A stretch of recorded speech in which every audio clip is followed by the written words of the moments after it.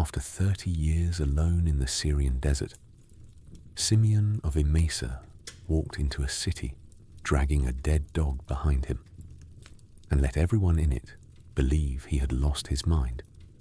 He interrupted a church service by hurling nuts at the congregation and snuffing out every candle on the altar. He let an entire town accuse him of fathering a child that wasn't his, and never once said a word in his own defense.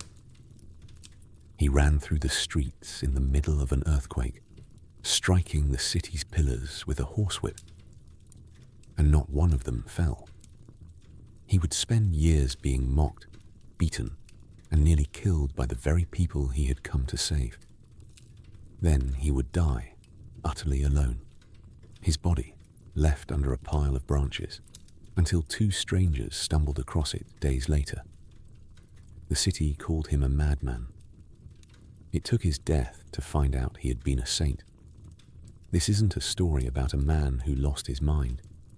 It's a story about a man who gave up his name, his dignity, and every shred of human gratitude on purpose, so that God alone would ever know what he had done with his life. It began 3 decades earlier, in the silence of the Judean desert. Chapter 1. The boy who left his mother. Behind Symeon was born in the early 6th century in Edessa, a prosperous Christian city in Roman Syria that had known the gospel for hundreds of years already.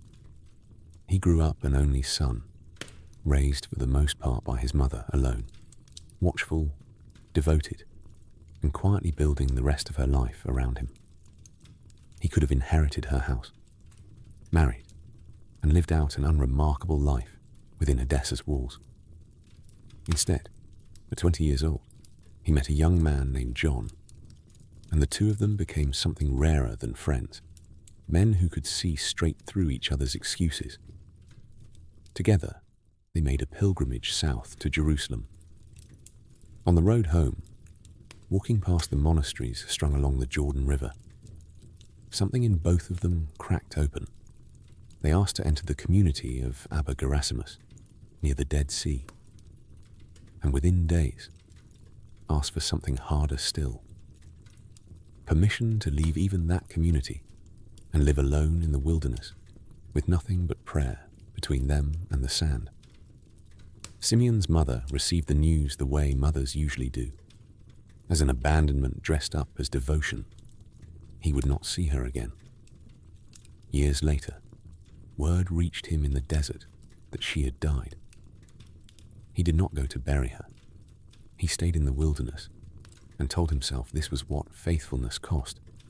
Remember that. Because near the end of his life, Symeon would tell the only friend he ever trusted with the truth: never disregard a single soul, especially a beggar. A man who once left his own mother to die without him would spend his last years unable to walk past a single stranger's suffering. We will come back to that. Chapter 2. The Voice in the Desert. 29 years passed in that wilderness. 29 years of cracked heat, hunger, and silence, with John a short distance away and God, most days, somewhere further than that. Almost everything we know about what happened next comes from a single source: a life, written a century later by a bishop named Leontius of Neapolis, drawn from the memories of Symeon's closest friend. A separate historian, writing within Symeon's own lifetime, mentions a monk named Symeon of Emesa only in passing, enough to confirm the man was real, without confirming much else. The exact years remain disputed to this day. What the sources agree on is this: Symeon had gone into the desert to disappear, and instead, something in him kept growing louder. Tradition holds that he came to sense, in that stillness, that the wilderness had given him everything it had to give, and that hoarding it there any longer was itself a kind of theft. He arrived at a decision that horrified his friend. It was time to go back. Not to comfort, not to a monastery, back into a Roman city, among its merchants and drunks and pickpockets, to spend whatever holiness he'd gathered on people who would never know they were receiving it. John begged him to reconsider. A monk returning to city life after decades alone was, by every standard of the age, a monk in danger of losing everything he'd built. Symeon had one request before he left, stranger than the decision itself, that God let him serve people in a way that would never earn their gratitude. Whatever he was about to do, no one could be allowed to say thank you for it. He was no longer a young man. By most accounts, he was already in his 50s. 3 days later, at the edge of a city called Emesa, he found a dead dog rotting on a dunghill. He untied the rope from around his own waist, knotted it to the animal's leg, and dragged it in through the city gate. Chapter 3. The Gates of Emesa. Children saw him first, a wild-eyed stranger hauling a dead dog through the gate, and did exactly what children do. They screamed, laughed, and boxed him on the ears. By the next morning, a Sunday, all of Emesa knew a madman was loose in its streets, and he made sure they were right. He walked into the church in the middle of the liturgy, pelted a row of women with nuts, and snuffed out every candle on the altar before anyone could stop him. When the congregation chased him into the street, he overturned the pastry sellers' tables on his way out, and was very nearly beaten to death for it. Not one person in Emesa suspected that the man they had just thrown out of church had spent 29 years praying alone in a desert, or that he had asked God specifically to be despised for what came next. Months later, a servant girl in a house where Symeon sometimes ate turned up pregnant and, desperate, told her mistress that the town fool was the father. The accusation spread through Emesa within a day. Symeon never denied it.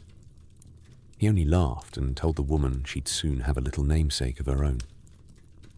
Then he did something no guilty man does. He kept showing up. Every day until she gave birth, he brought her wheat bread, meat, and dried fish, calling her nothing but my wife, making certain she never went hungry for a crime that was never his. When her labor turned dangerous, and she nearly died in the delivery, Leontius records that Symeon told the household the child would not come until she confessed the truth. Only then did she admit, in front of the whole house, that she had lied, that Symeon had never touched her at all. By then, it hardly mattered to him. He had already fed her for months, expecting nothing back, not even his own name. Emesa lived on the same trembling ground as the rest of Roman Syria, and word had already reached the city that Antioch, a metropolis many times its size, had just been leveled by a massive earthquake in the reign of the Emperor Maurice.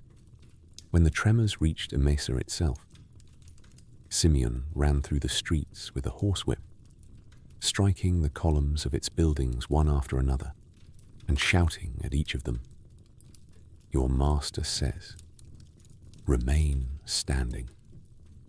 Tradition holds that when the earthquake hit, not one pillar he had struck came down, except a single column he deliberately left untouched, which split from top to bottom and leaned, but never fell. No one in the crowd understood what they had just watched. They only agreed on one thing. The fool had finally, completely lost his mind. Chapter 4. Under the branches, Symeon grew old exactly as he had lived, unnoticed. He kept no house of his own, owned nothing worth stealing, and had exactly one person in Emesa who knew who he actually was. The Deacon John, the only man he had ever trusted with the truth. In his final days, Symeon came to that deacon, and, for once, set down every mask he'd worn for years. Leontius records the charge he left him with. The one moment Symeon is remembered speaking plainly, without a single trick or piece of theatre between himself and the truth. Never disregard a single soul, especially when it is a monk or a beggar. Show love for your neighbour through what you give away. That, above everything, is what will stand for us on the day of judgment. Then he went back to his hut alone and did not come out again. No one in Emesa noticed his absence. Why would they? He was the fool. Fools wandered off.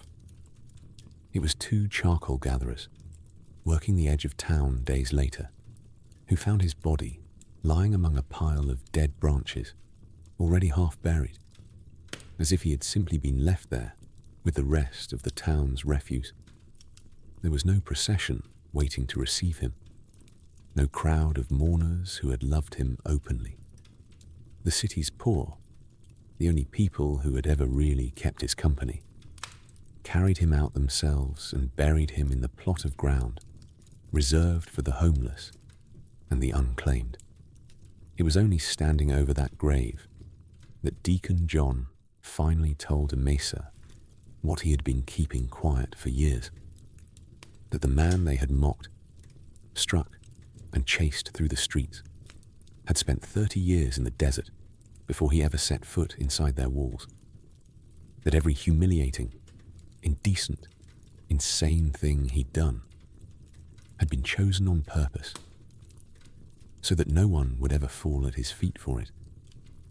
Tradition holds that as his body was carried through Emesa that day, several witnesses heard something none of them could explain.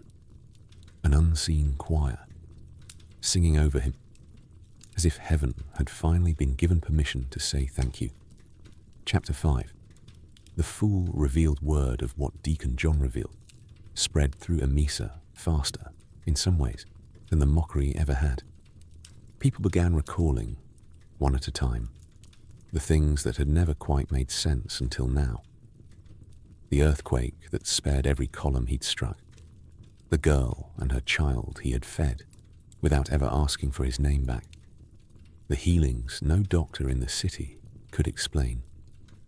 The town that had once nearly beaten him to death over a pastry table began instead to whisper that they had been living beside a saint for years and had missed it completely. His example did not end with him. In the centuries after his death, other Christians across the Eastern Church, men and women both, took up the same strange calling, hiding uncommon holiness under public foolishness, choosing to be despised rather than admired, on the conviction that the surest way to avoid pride was to make sure no one ever thanked you for anything. It came to be called holy folly, and Symeon of Emesa is remembered as the man who first lived it out in full public view. The Apostle Paul had written the phrase 5 centuries earlier to a church that didn't quite know what to do with it. We are fools for Christ's sake. Symeon simply decided to take him at his word.